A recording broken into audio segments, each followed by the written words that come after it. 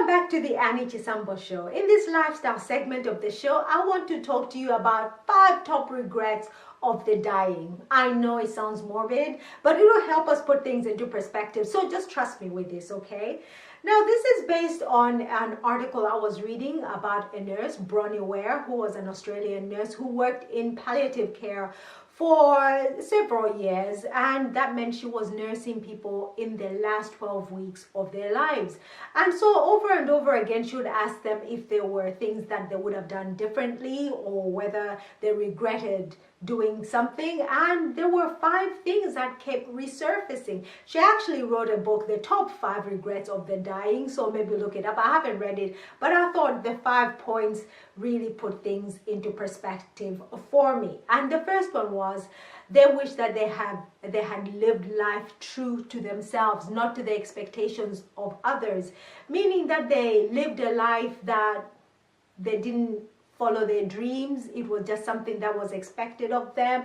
You know how you're told, get a job and do this, and you follow it through, but it's not really what you want to do. They didn't live their dreams, and they were on their deathbed regretting the decisions that they had made. The second thing that they regretted was working hard, meaning that they missed out on the companionship of their spouses, on the youth of their children, because they were out there working. So they missed life. Life passed them by while they were putting their nose to the grindstone. Really sad. And the third thing that most of them expressed was they didn't have the courage to express their true feelings. And as a result, some of them harbored resentment that eventually made them sick or ill, and it just didn't work well for them. So they regretted not having had that confrontational conversation, which I have to admit can be very uncomfortable. But they regretted not having had the courage to express their true feelings.